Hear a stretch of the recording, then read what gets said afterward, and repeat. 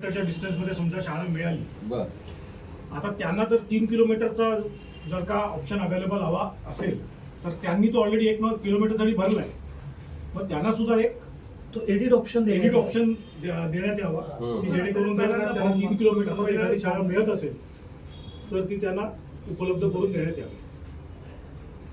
शाळांना पण निर्देश दिले तर बरं होईल.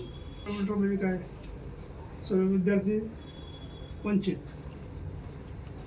ग्रामीण भागात तर फार अडचण होते. ग्रामीण भागामध्ये 1 किलोमीटर मध्ये शाळाच नाही आहेत. बरं काय गेले, आज तिसरा दिवस आहे. आजचा तिसरा दिवस आहे, अजूनही अपडेट नाही झालेला 3 किलोमीटर.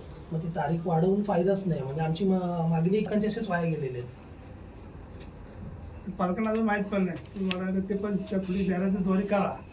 तेच अजूनपर्यंत जाहिरातबाजी करून आहे ना, ती जनजागृती केली तर जास्तीत जास्त लोक लाभ घेतील. त्याचा फायदा होईल लोक.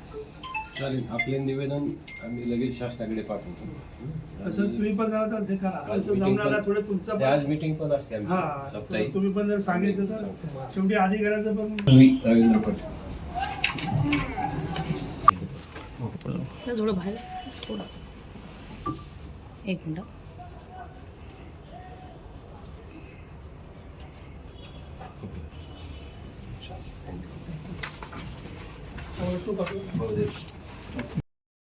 मी आमचे नेते आदरणीय आवड साहेब आणि जिल्हाध्यक्ष मनोज प्रधान साहेब त्यांच्या नेतृत्वाखाली आज आम्ही शिक्षण अधिकारी शेषराव बडे यांची भेट घेतली होती.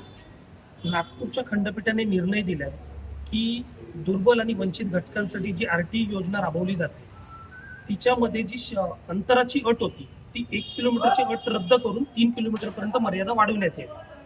परंतु आज त्या गोष्टीला आज तिसरा दिवस उजाडला असला तरी राज्य शासनाच्या वतीने ती साईट अजूनही अद्याप अपडेट करण्यात आलेली नाही. लोकांना आजही फॉर्म भरताना 1 किलोमीटरच्या डिस्टन्सच्या शाळा दिसत आहेत. त्यामुळे आमची पहिली मागणी होती की ताबडतोब ती साईट अपडेट करावी जेणेकरून जास्तीत जास्त पालकांना आणि वंचित घटकातील विद्यार्थ्यांना चांगल्या शाळांमध्ये गुणवत्तापूर्ण शिक्षण मिळावं त्यासाठी ती साईट अपडेट करावी.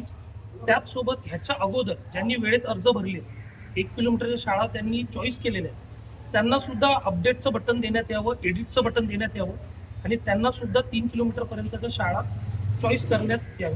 त्याचसोबत हे जे 3 दिवस त्यांचे वाया गेले त्यामुळे जी 18 मार्चची मर्यादा आता घालून दिलेली ती सुद्धा 25 मार्चपर्यंत वाढवण्यात येईल जेणेकरून जास्तीत जास्त लोक त्याचा लाभ घेतील.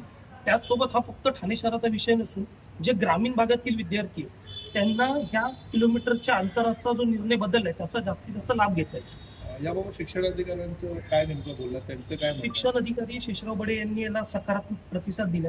त्याचसोबत आज त्यांची शिक्षण मंत्र्यांबरोबर साप्ताहिक बैठक असते.